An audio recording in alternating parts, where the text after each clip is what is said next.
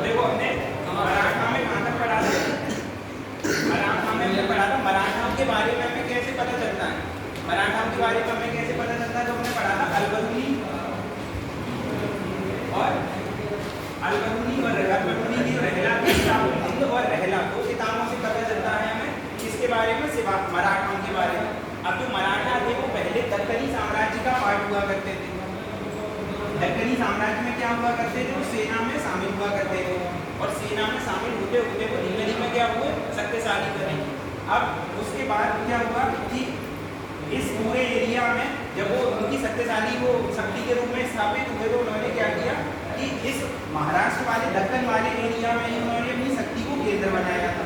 केंद्र बनाया, उसी क्रम में आगे चल के कौन आया, शिवाजी आए। तो हमने यहाँ तक पढ़ा था शिवाजी का। अब शिवाजी की हम चर्चा करेंगे।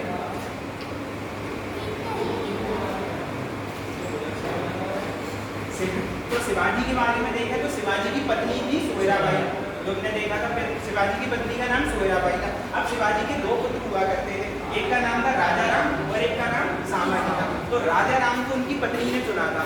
उनकी पत्नी चाहती थी कि राजा राम को गद्दी में दे, पर जो शिवाजी के सेनापति हुआ करते थे हमीर मोहिते, उन्होंने किसे शासक बनाया, उन्होंने शासक बनाया शिवाजी को सपोर्ट, मतलब शिवाजी के सामाजी को सपोर्ट किया था। ठीक, तो दो पुत्रों में से राजा राम और सामाजी में से अगला मराठा पेशवा कौन बनेगा, छत्रपति सामाजी। ठीक है, उसके बाद इसी में पहले व्यक्ति आते हैं, इनका नाम क्या है, नीलोपंत। नीलोपंत ये पहले पेशवा बनेंगे। शिवाजी के बाद जो पहले पेशवा बनेंगे, शिवाजी कौन थे, छत्रपति। ठीक है, उनके प्रधानमंत्री को क्या कहा जाता था, पेशवा। ठीक, तो पहले पेशवा कौन रह जाएंगे, कवि कलश, जो सामाजी के शासनकाल में होंगे। इसे कैसे याद रखना है, कलश से।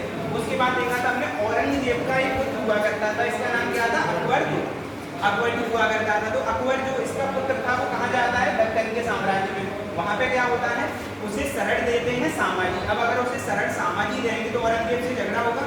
इसी क्रम में क्या होता है, सामाजी की मृत्यु हो जाती है और सामाजी की मृत्यु होने के बाद गद्दी किसके पास आ जाती है, उनकी पत्नी येसुबाई के पास।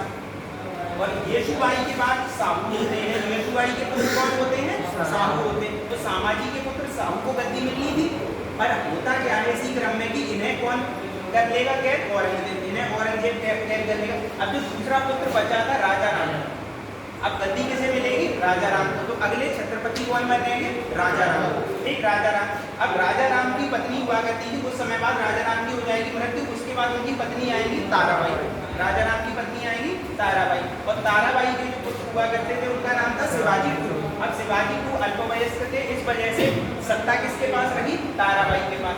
इसी क्रम में क्या होता है, 1707 में औरंगजेब की हो जाती है मृत्यु। औरंगजेब की मृत्यु के बाद मुगल सरदार मुगल क्या करते हैं कि साहू को छोड़ देते हैं। ठीक, तो मुगल क्या करेंगे, साहू को छोड़ देंगे। अब औरंगजेब की पुत्री जो जीनत उल निशान थी, उन्होंने ही उन्हें पाला था, साहू को। ठीक, तो उन्हें छोड़ देंगे। इसके बाद क्या होगा, ताराबाई की लड़ाई होगी साहू से। पहले एक विवाद आएगा कि तारा साहू असली साहू है कि नहीं साहू है, तो कुछ समय के लिए विवाद रहेगा, पर उसके बाद मान लिया जाता है कि असली साहू है। फिर ताराबाई क्या करती है, उन्हें गद्दी आराम से देंगी। जब गद्दी नहीं मिलेगी तो क्या होगा, इनके बीच में झगड़ा हो जाएगा। तो साहू अब होगा क्या, जो बालाजी विश्वनाथ थे, जो पेशवा होंगे बालाजी विश्वनाथ, वो सपोर्ट करेंगे किसका, साहू का, क्योंकि उनका मानना था कि साहू रियल लीडर है, क्योंकि वो सामाजी के पुत्र हुआ करते थे, तो उन्हें गद्दी मिल जाएगी। इसके बाद क्या होगा, खेड़ का युद्ध होगा। इसे बताया था, खेल के युद्ध से याद कर लेना, कौन सा युद्ध, खेड़ का युद्ध। तो खेड़ का युद्ध में क्या होगा, कोल्हापुर ताराबाई हार जाएंगी। तो ताराबाई कहाँ चली जाएंगी, कोल्हापुर वाले एरिया में। कोल्हापुर कहाँ है, महाराष्ट्र में नीचे वाले एरिया में, जो कर्नाटक के पास सीमा लगी है, उस वाले एरिया में ताराबाई चली जाएंगी। ठीक है, इसे याद कैसे करना था, कोल्हापुरी चप्पल, कोल्हापुर वाला। ठीक है, इसे एरिया। उसके बाद क्या है, सतारा में साहू हुआ करते थे। सतारा में क्या है, तो सतारा ऊपर की तरफ मिलेगा। सतारा में किसका केंद्र हुआ करता था, साहू का, मतलब पेशवा कहाँ बैठता था, सतारा का एरिया। ये हमने पढ़ा। उसके बाद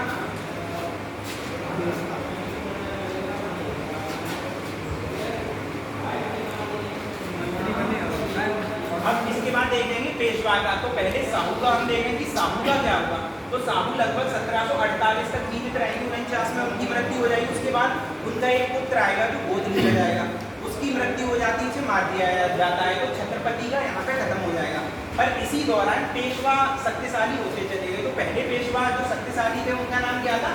बालाजी विश्वनाथ। इसे याद करना है, बालाजी से तो ये 1713 से 20 तक रहेंगे, बालाजी विश्वनाथ रहेंगे। इसी दौरान क्या होता है, फर्रुख सियार का तख्ता पलट होता है और ये तख्ता पलट करते हैं सैयद बंधु, और इन्हीं सैयद बंधुओं को साथ कौन देगा? बालाजी विश्वनाथ इनका साथ देंगे, ठीक। और मराठों के लिए इसलिए मैग्ना कार्टा हो जाएगा, क्यों?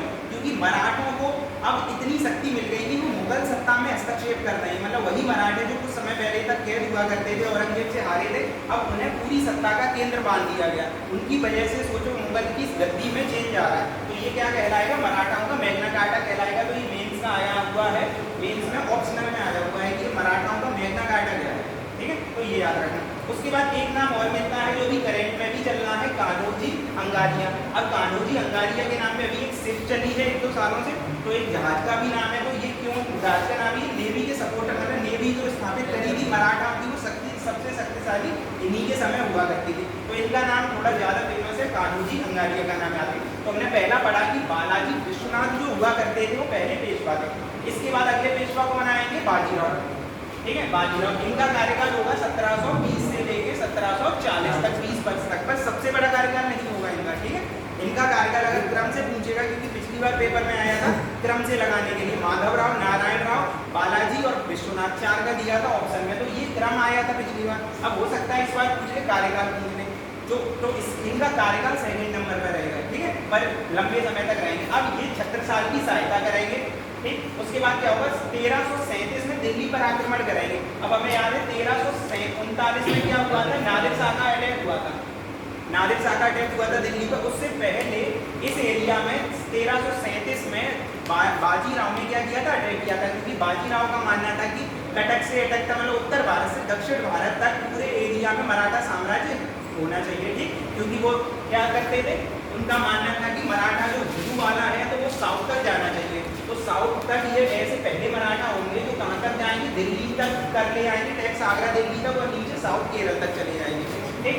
अब इसके बाद दिल्ली पर अटैक किया और यहाँ से क्या होगा, रंगीला भाग जाएगा, ठीक है। तो उन्होंने सीधे युद्ध करने की बजाय अपने आप को रंगीला दूर कर देगा, ठीक। उसके बाद अगला देखें, तो इसमें क्या होगा, अब बाजीराव क्या करेंगे, बाजीराव मराठा संघ को निर्मित करेंगे, एक मराठाओं का एक संघ बनाएंगे ताकि मराठा शक्तियों में कोई कमजोरी ना बचे, ठीक। तो यहाँ पे क्षेत्र के हिसाब से अगर हम देखें तो एक क्षेत्र रहेगा और उनके कौन रहेंगे, प्रमुख रहेंगे। तो पूना में सबसे पहले कौन था, पेशवा था, जो अभी हमने पढ़ा था। पूना में कौन सा बैठते थे, पेशवा बैठते थे, क्योंकि अब छत्रपति का ज्यादा साम्राज्य नहीं हुआ करता था, तो पूना में पेशवा बैठेंगे। इंदौर में कौन बैठेंगे, होलकर बैठेंगे। नागपुर में कौन थे, भोसले थे, ठीक है। बड़ौदा में कौन थे, गायकवाड़ थे, और ग्वालियर में कौन थे, वो पता करना है, सिंधिया, और धार में कौन थे, पवार थे। अब इन्हें याद भी करना है थोड़ा सा, तो याद करने के लिए बताओ कौन सा है, बड़ौदा में कौन सा है, बड़ौदा में क्या है, गायकवाड़। गाय होती है ना, गाय को हमारे लिए सम्मान दी है, तो उससे याद कर लेना, बड़ौदा में गायकवाड़ है।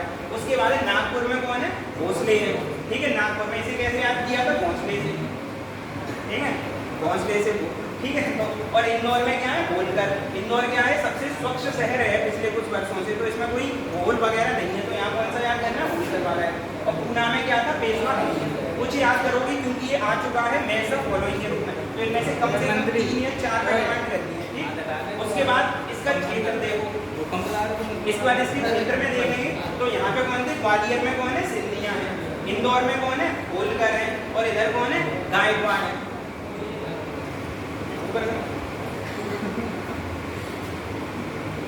उसके बाद है बाजीराव के बारे में देखेंगे, तो बाजीराव एक जो आया था, बाजीराव का एक भाई हुआ करता, अभी हम उनके परिवार के बारे में जाएंगे, तो बाजीराव का एक चिम्माजी अप्पे उनका एक भाई हुआ करता था, बाजीराव का भाई, ठीक। अब बाजीराव के कुछ बाजीराव के कुछ पुत्र हुआ करते थे, 4 पुत्र थे। तो पहले पुत्र थे नाना साहब, जिनमें इन्हीं का नाम बनेगा जब ये नवाब बनेंगे पेशवा, तो इनका नाम होगा बालाजी बाजीराव। दूसरे का नाम क्या है, रघुवा, जिनका असली नाम था रघुनाथ राव, ठीक। उसके बाद है एक शमशेर बहादुर, ठीक। और अगले हैं सदाशिव राव बाऊ। अब सदाशिव राव थोड़े एरोगेंट टाइप के होंगे, इसी वजह से पानीपत के युद्ध में कोई इनका साथ नहीं देगा, ठीक। और शमशेर बहादुर मस्तानी के पुत्र हुआ करते थे, और रघुवा और नाना साहब प्रमुख हुआ करते थे इनमें से। और जो मराठा साम्राज्य का जो पतन हुआ वो किसकी वजह से हुआ, एक ही व्यक्ति है उसके लिए, वो कौन है, रघुवा, ठीक। अब बालाजी, अब जो नाना थे वो सम्राट बन जाएंगे, पेशवा बन जाएंगे इस एरिया के, तो उनका नाम क्या हो जाएगा नाना का? बालाजी बाजीराव। और इनका कार्यकाल रहेगा 21 वर्षों तक। इनका कार्यकाल कितना रहेगा? 21 वर्षों तक, उनसे ज्यादा कार्यकाल इनका रहेगा। अब 1750 में एक संधि होती है, उस संधि का नाम क्या है? संगोल की संधि या संगोल की क्रांति। अब ये क्या है कि इसी समय क्या होता है कि जो वो हुआ करते थे छत्रपति साहू, उनका हो जाता है निधन। साहू का क्या हो जाता है? निधन। साहू के निधन के बाद मराठा शक्ति आ जाती है किसके पास? पेशवा के पास। तो वो जो संधि कहलाती है वो कौन सी थी? संगोली की संधि, संगोल की संधि, ठीक। और इस संधि के द्वारा पेशवा क्या हो जाता है? मजबूत हो जाता है। वास्तविक शक्ति और राजनीतिक शक्ति सबका प्रमुख कौन हो जाएगा? पेशवा हो जाएगा। उसके बाद क्या है कि इसी समय से पहले क्या हो सकता है? 1739 में नादिर शाह का अटैक हो चुका था, भारत से तख्ते ताउस और सारी चीजें ले आ चुका था। अब उसके बाद क्या हुआ है? 1748 में एक व्यक्ति होता है अहमद शाह अब्दाली। ये कहाँ का होता है? अफगान का। तो अहमद शाह अब्दाली अफगानी शासक हुआ करता था। ये छोटे छोटे भारत में कई सारे अटैक करता है, 6-7 बार अटैक करता है भारत में, ठीक है। पर वो रेड के रूप में होते, ज्यादा उनके कोई घातक परिणाम नहीं होते, केवल लूटपाट करना उनका मुख्य उद्देश्य हुआ करता था। इसके बाद क्या होगा? मुगल इसके विरोध में मुगल मराठों से क्या मांगेंगे? मदद मांगेंगे। और इसी दौरान अहमद शाह अब्दाली क्या करता है? इस वाले एरिया में, पंजाब के आसपास कश्मीर वाले एरिया में अपने पुत्र को क्या बना देता है? गवर्नर बना देता है। अब चूंकि मराठाओं से मुगल मदद ले रहे थे और इस वाले एरिया में कौन था? इस वाले एरिया में अहमद शाह अब्दाली था, उसका पुत्र हुआ करता था। तो दोनों के बीच टकराट होगी, तो टकराट हुई तो लड़ाई होगी। तो इस दौरान छत्रपति साहब 1749 में उनका निधन हो जाता है, जो हमने देखा। अब हुआ क्या? पेशवा ही प्रमुख बन चुके थे इसके बाद। अब बालाजी से मुगल की मदद लेते हैं और उसके बाद क्या होगा? बदले में कुछ अदला बदली होगी। बदले में अब मुगल अगर जाएंगे, मुगलों की मदद करेंगे मराठा, तो मराठाओं को कुछ लेना होगा ना। तो मराठाओं को क्या मिलेगा? आगरा, ये लाहौर और सिंध की जो चौथ मिल जाएगी। चौथ क्या था? 25%, 1/4 भाग मिलेगा, वो चौथ वसूली का अधिकार मिल जाएगा। प्लस में आगरा और अजमेर मिल जाएगा।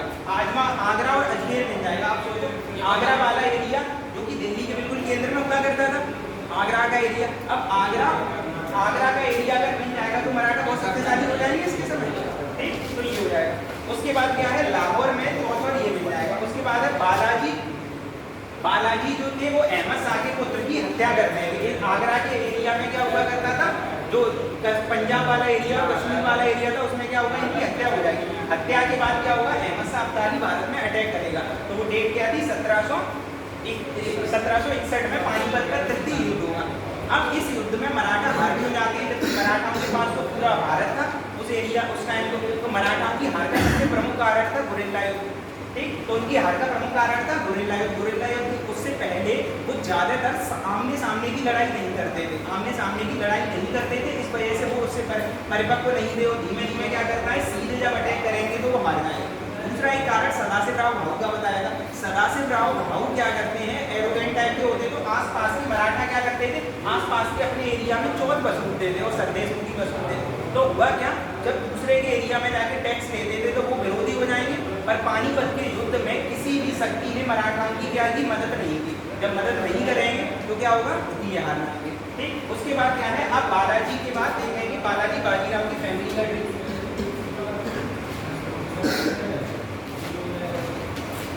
बालाजी के बाद देखेंगे बालाजी बाजीराव का फैमिली का ट्री देखेंगे, क्योंकि इनका क्या होगा? 1761 में इनका निधन हो जाएगा, ठीक है। अब इनका देखें तो इनके 3 पुत्र हुआ करते थे।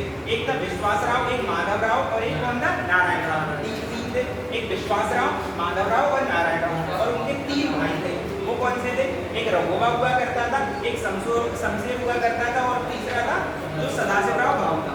अब क्या होगा? पानीपत के तीसरे युद्ध में क्या होगा कि जो बालाजी होंगे वो भेजे जाएंगे, विश्वास को भेजेंगे, सदाशिवराव और शमशेर को भेजेंगे युद्ध लड़ने के लिए। इन तीनों का क्या होगी? हत्या हो जाएगी वहाँ पर, ठीक। और उसी समाचार के तहत उन्हें समाचार मिलेगा तो जो पेशवा होंगी उनकी भी मृत्यु हो जाएगी। अब यहाँ से 2 पेशवा के उम्मीदवार आए, एक माधवराव और एक नारायण राव, ठीक। और दूसरी तरफ कौन था? एक रघुबा बचेंगे। अब कायदे से किसे शासक बनना चाहिए था? रघुबा को, जो रघुनाथ राव थे। पर रघुनाथ राव को शासक नहीं बनाया जाएगा, क्योंकि ये साम्राज्य में क्या करते थे? षड्यंत्र वगैरह करते रहते थे। तो जो मराठा पूरा कौन थी, मतलब मराठाओं में जो सरदार हुआ करते थे, उन्होंने किसे सरदार बनाया? अपना पेशवा माधवराव। अब माधवराव को क्या करेंगे? कुछ समय तक रहेंगे और अच्छा काम करेंगे तो वो सम्मान वापस लाते हैं, ठीक। उसके बाद उनकी टीबी से मृत्यु हो जाती है और कुछ समाज मतलब कुछ और न्यूज मिलती है, कभी कभी कहा जाता है कि रघोबा ने ही उनकी हत्या करवा दी है। उसके बाद क्या है, रघोबा को बंदी बना, रघोबा इन्हें क्या कर लेगा, रघोबा को ये लोग क्या कराएंगे, बंदी बना ले। उसके बाद चूंकि इसकी मृत्यु हो जाएगी माधव राव की, अगला कौन आएगा, नारायण राव। ठीक, नारायण राव भी छोटा हुआ करता था, तो इसे रघोबा मरवा देगा। और कहाँ मरवाता है, शनिवार बाड़ा। ठीक है, रघोबा इसे मरवा देगा शनिवार बाड़ा, और कहते हैं अभी भी इसकी आत्मा वहाँ पे 100 प्लेस में जाना है। अब होता क्या है, नारायण राव के बाद कोई बचा नहीं है, तो रघुनाथ राव को क्या लगेगा कि उसकी सत्ता मिलनी चाहिए। और उसी समय कौन आता है, गंगाबाई का जो गंगाबाई होती है वो प्रेग्नेंट होती है किससे, नारायण राव। अब रघोबा क्या करेगा, रघोबा 2 विकेट पहले ही गिरा चुका है, ये माधव राव का नारायण राव। अगला क्या होगा, अगला अब उसका नंबर आया नहीं। ठीक, तो अगला शासक कौन बनेगा, रघुबा 1 साल के लिए रहेगा, पर टेम्परेरी रूप से रहेगा, क्योंकि वो तो आ नहीं सकता था, तो उसे टेम्परेरी रूप से 73-74 के लिए बनवा दिया जाता जब तक ये बच्चा ना हो। अब उसके बाद क्या है, नाना फडणवीस, जब ये बच्चा होता है तो नाना फडणवीस क्या करते हैं, एक समुदाय बनाएंगे 12 लोगों का, इसे क्या कहेंगे, 12 भाई काउंसिल, या इसे ही कहते हैं कभी कभी बड़ा भाई काउंसिल। तो 12 भाई काउंसिल तो कौन बनाएगा, नाना फडणवीस बनाएंगे। ठीक है, ये मंत्री होते हैं और इन्हें ही कभी कभी कहा जाता है, मतलब कभी कभी का मतलब महाभारत का मैकियावेली। ठीक, अब क्या होगा, ये क्या सपोर्ट करेंगे, ये उस बच्चे का सपोर्ट करेंगे और रघोबा को तवज्जो नहीं देंगे, रघोबा को सपोर्ट नहीं करेंगे। अब क्या होगा, जो बच्चा होता है उसका नाम क्या होता है, सवाई माधव राव या माधव नारायण राव होगा। उसके बाद क्या है कि नाना क्या करेंगे, 12 भाई की एक काउंसिल बनाएंगे, इनमें 2 लोग प्रमुख हुआ करते थे, एक तो भोजी होलकर थे और एक महजी सिंधिया हुआ करते थे। ये लोग क्या करेंगे, षड्यंत्र से रघोबा को हटा देंगे, और इसी को कभी कभी कहा जाता है 12 भाई षड्यंत्र। ठीक है, रघोबा को हटाना। अब रघोबा क्या करेगा, रघोबा यहाँ से सीधे जाएगा कहाँ, अंग्रेजों के पास।